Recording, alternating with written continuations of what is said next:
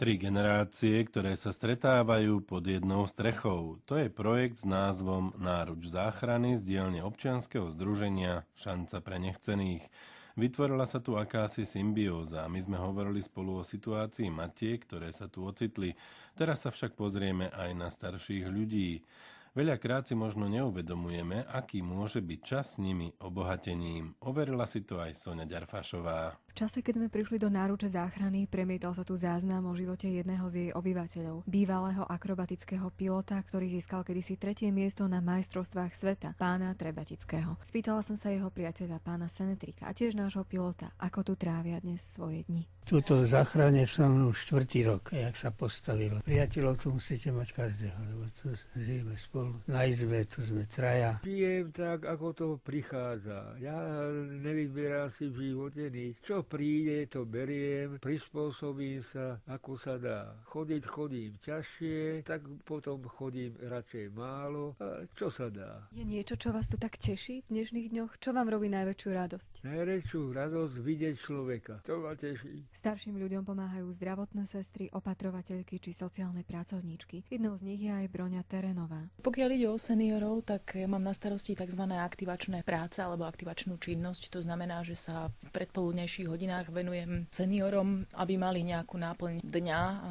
Sú to vlastne buď nejaké ručné práce, pokiaľ ide o nácvik nejakej jemnej motoriky, alebo maľovanie, kreslenie, vystrihovanie, vytváranie nejakých takých drobných užitkových alebo darčekových predmetov. Niekedy spolu preberáme udalosti dňa, dennú tlač, čítame, alebo sa len rozprávame, prípadne máme aktivity na také precvičovanie pamäti, hry s číslami, kvízy a podobne. Čo vás na tejto práci možno tak najviac naplňa? Je to pocit, že môžem pomôcť niekomu, kto by si možno nevedel pomôcť sám a že vďaka tomu môže mať časom kvalitnejší život. Pocit naplnenia však prináša kontakt so staršími ľuďmi nielen zamestnancom Náruče záchrany, ale aj dobrovoľníkom. Už niekoľko rokov tu totiž prebieha projekt Adoptuj si starého rodiča, kde seniorov chodia navštevovať dobrovoľníci. Každý má toho svojho. Ja sa volám Zuzana Štifterová a navštevujem toto centrum už 2 roky. Mám 30 rokov. Toto robíte ako dobrovoľníckú aktivitu. Čo je vašou prácou v tom reálnom živote? V reálnom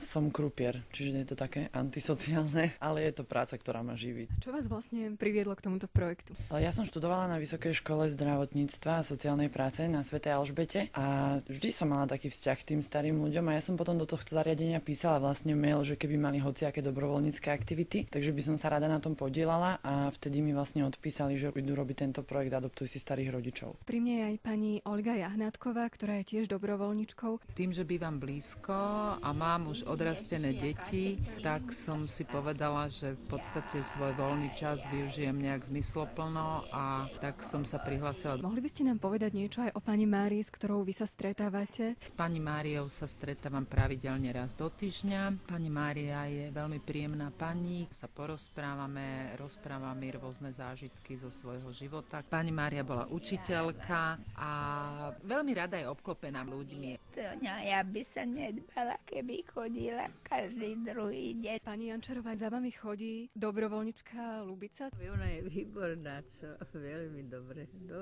Ja keby mi bola rodina už taká. Pri mne je pani Mária Špotáková. Mama, pani Soničko. Mám ju rada, však chodí ku mne už vyše roka. Si rozumieme, sme ešte mladá, vyše 40-ky. Ako trávite spolu ten čas? Väčšinou sme tu, keď je pekné, ideme sa von pozrieť, prejsť. Čo takéto stretnutia dávajú vám? Moja je pani Tonička Jašeková, má 79 rokov. Mne to dáva úžasnú spätnú väzbu z toho, jak sa ona vie potešiť. Ona napríklad vždy, keď dojdem, tak povie, taký som mala blbý deň, ale hneď mi je lepšie, ak ťa vidím. Hlavne ma to nezaťažuje a je to taký ten pocit, že niekomu ste proste len tak urobili lepší deň. Riaditeľka domova sociálnych služieb Náruč záchrany Anna Gánomová. Čo má priniesť tento projekt práve tým seniorom, o ktorých hovoríme? Taký nový impuls a radosť do ich života, lebo seniori, keď prichádzajú do takýchto zariadení, už majú pocit, že sú odložení, že sú nepotrební, že už nič nové a nič zaujímavé a nič veselé ich nečaká. A tento projekt má urobiť presný opak, čiže prináša im do života úplne nového človeka z úplne vlastne iného sveta, možno profesijného, iného sveta generačného a ten človek im prináša nové témy, impulzy, radosť. Dobrý deň, ja sa volám Monika Dušová,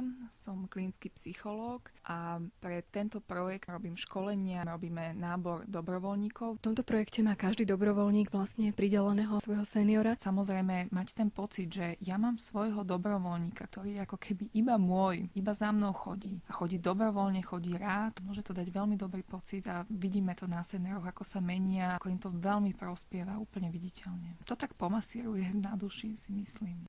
Už v apríli bude možnosť poukázať 2%, či už náručí záchrany, ale aj iným mimovládnym organizáciám, ktoré svet robia lepším. Viac takýchto občianskych iniciatív a mimovládnych organizácií vám predstavíme každý pondelok v našom vysielaní.